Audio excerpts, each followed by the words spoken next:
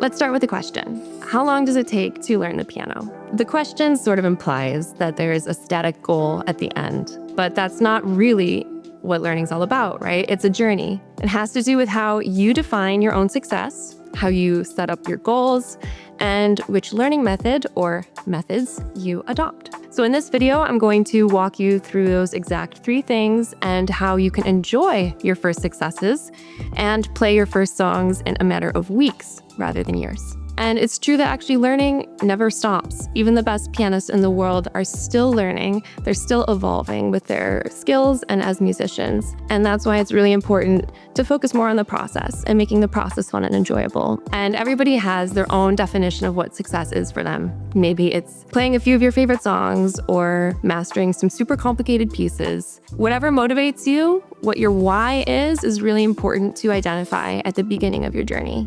Because there will be days when you don't want to practice. There will be days when you think, oh, I can't do this.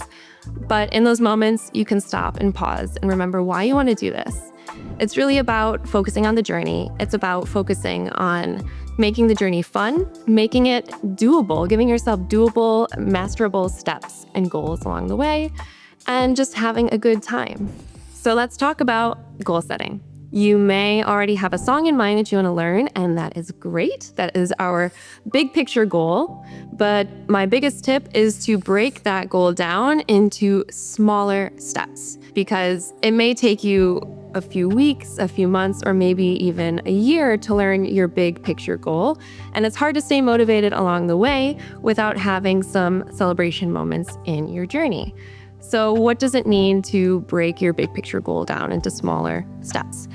It could just be learning the first phrase. It could be learning the first few notes even.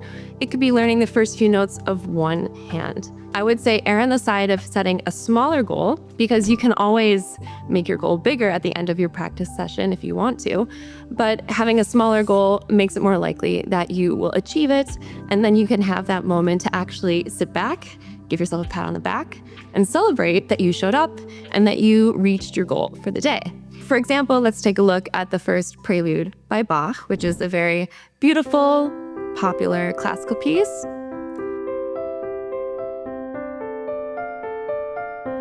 But maybe that feels like a lot for a single practice session. So how could we break this down? Well, we could break it down a few ways. You could break it down into measures, which are these boxes here, or you could just break it down into a little group of notes. For example, this first group here. That might already be enough. And of course, it depends on how much time you have for your practice session. But I would say the goal is to just aim for making whatever you're practicing feel natural, both physically and then also mentally. You're not having to focus and think so hard. So now we've broken down the goals. Let's discuss the 3 main ways of learning piano. The first one that usually comes to people's minds is the traditional way, or sitting down with a teacher once a week and taking lessons. So here are the pros and cons of the traditional way. I would say the biggest pro is that you are sitting down with a real live person every week, and they can give you feedback specifically on how you are playing and how you're learning, how you're using your body to play. That kind of feedback can be really hard to identify for yourself when you're just a beginner and you're not really sure, am I doing this right? So that was the biggest pro. Another pro is that you're kind of committing to a series of lessons, right? Once a week, and you're making this commitment, and that can kind of hold you to this expectation of, okay, I'm gonna do this, I'm gonna come and I'm gonna practice now. So that commitment can almost help keep you motivated to as you are going along in your piano journey. That commitment can also be a bit of a con for people. Maybe you already have a busy schedule with your life. Maybe you have family obligations, work obligations. It can be really difficult to commit to a single time on a weekly basis, let alone all the time that you are expected to practice in between. And if you're just learning or you're just starting out and you're not sure that you want to stick with piano lessons, it can be too much of a cost up front. So now let's talk about video tutorials. Video tutorials can be great. They're free. They're super flexible, and if there's something specific you're looking for, like you want to learn a specific song or a certain style of playing, like jazz or boogie, you can find a million things on there. But that's also the problem. There can be information overload. You might not know where to start, who is a good person to learn from. And the functionality of learning with social media or some kind of video platform is that it's not really designed for you to learn along with it. You have to sort of stop and start all the time, rewind. It's not always structured in a way that is useful for you. And then, of course, unlike with the traditional teacher, you're not getting any feedback. So you have to be your own teacher to determine whether you're making progress, whether you're doing it right.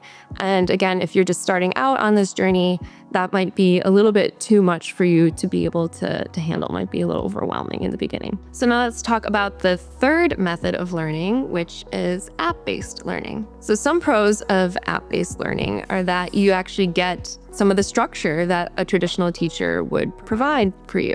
You would get maybe structured course journey or a breakdown of songs for song learning.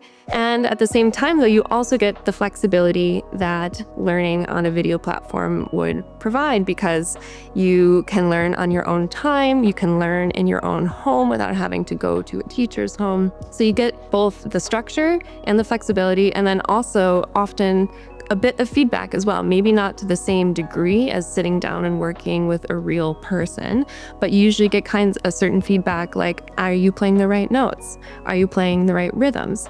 So often app learning can be a really good option for people who need that bit of flexibility, but who also want some feedback and some structure. So let's talk about some of the cons of app learning. So even though apps are kind of this happy medium between the traditional and the video tutorial styles, the truth is that you still have to commit to actually using the app. So it's on you to show up regularly, sit down at the piano, and actually practice. Even though most apps have some kind of motivational features like streaks or practice goals, you still have to make the time yourself to sit down and use it.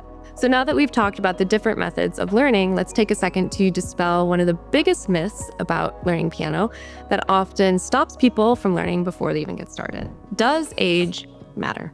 Almost every adult learner I talk to has some version of this thought sitting in the back of their mind, so let's address it directly. Adult learners and child learners are different, but the difference is not what most people assume. So children have one genuine advantage: time. So they can practice daily without it competing with a job or a family or a full life. Their brains are also forming connections in ways that make certain kinds of rote repetition easier. But adults also have advantages that children don't. As an adult, your learning is self-regulated. You have a clear reason for doing this. It's your own enjoyment, your own goals, a specific song that you love. And that internal motivation is more powerful and more sustainable than anything a teacher can impose from the outside. You also have decades of musical listening behind you, and you already know what good piano music sounds like. You know when something is right and when it isn't, and that ear is an asset that a 7-year-old doesn't have. And you also have experience of how you learn best. You know whether you need to understand something before you practice it, or whether you learn better by doing. So you can choose your approach, and you can adjust it, and you can advocate for what works for you. The research on adult music learning is consistent with this, and adults do learn differently from children. And in several ways, this difference is an advantage. The constraint, I would say, is time. The method that works for adults is the one that respects this time constraint. So structured, song first, and built around progress that you can hear from the first week. So no, the window hasn't closed. The honest barrier to playing piano for most adults isn't age or talent. It's choosing the right approach and then actually starting. So how long does it take? The question actually isn't how long it's going to take. It's kind of a useless question. The real question is if this is something you want to do.